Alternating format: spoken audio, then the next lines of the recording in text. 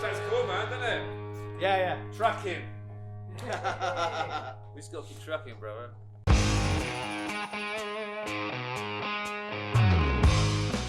I picked up a guitar when I was about 6 or 7, and it fascinated me. I think I was indoctrinated. My parents went through a lot of shit when I was a kid. I played guitar 4 or 5 hours a day. You had that thing, you go in the front room, stick the amp on, whack the stereo up, link all the speakers in parallel you could find, and open the window so everyone could hear you down the street.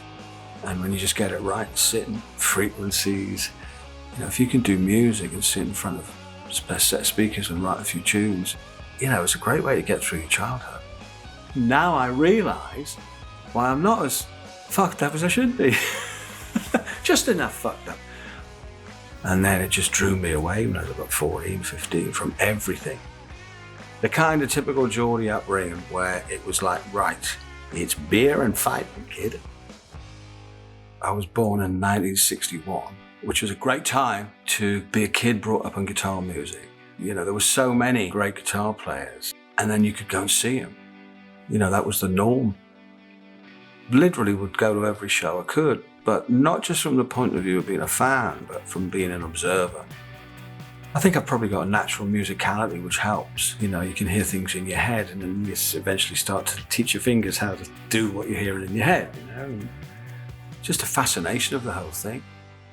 Listen to the records going, how did he play that? Eddie Van Halen always fascinated me.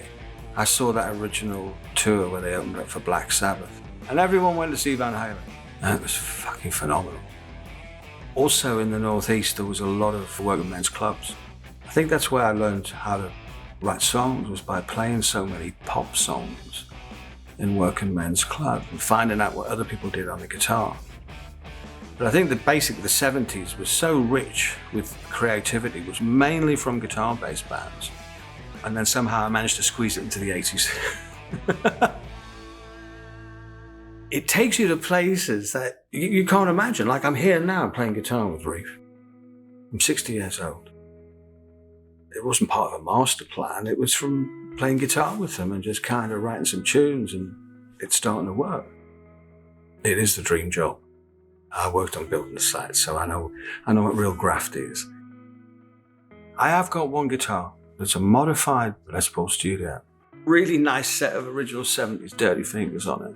And so you can pop the phase and stuff. Then you can knock it down into a big fat humbucker sound. And that's the one I was playing on the clean channel on the Rhubarb. And actually that's the first time I've ever done that, is use a clean channel with a pedal in front of it. Seriously. It does actually do what it says on the tin, because a lot of the time you get that squeaky sort of thing, but you don't get the cleaner kind of mid. And you can sweep it and just get that midpoint where it crangs and doesn't, kind of get squishy at the top. It's the only pedal that makes a clean channel scream and work. I plugged it in, switched it on to a clean channel, and it sounded really good straight away. And I think a lot of the time I am impatient. So as soon as I stood on it, I added it immediately to my board, because that's the only thing that makes a clean channel really work that I've ever tried.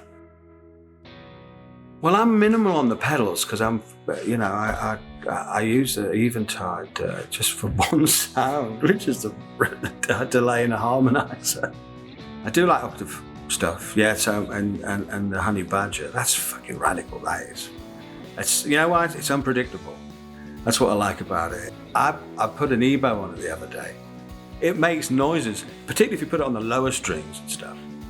But I do like the Octave divider. When I was a kid, I had a 50-watt Marshall Combo. That's what I took to Birmingham when I joined Duran, was my old Yamaha and a 50-watt amp on the fucking train. So I sort of grew up just plugging into a Marshall and like getting sounds off the guitar. And, but there wasn't a lot of pedals around, really. If you had a phaser, you were doing okay. I've gone back to Marshalls, and just because they ended up working better than anything for this. Although I use a Boogie on the clean channel. So that was with a Vox, with the 4 greenbacks. And the other cabinet is a proper vintage, original everything. It's even got Jim Marshall's signature inside it. And that is cherry, that cabinet. I mean, it's one of the ultimate studios. You come back in a place like this and it's the much nuts. Sonically, functionally, drum sound, gear, the image. That's how records need to be made. And it really totally changes your appetite for what you do. I learned everything in the studio. For me, if you can do this, you've got to live your best life. You don't have to take ecstasy to feel rock and roll.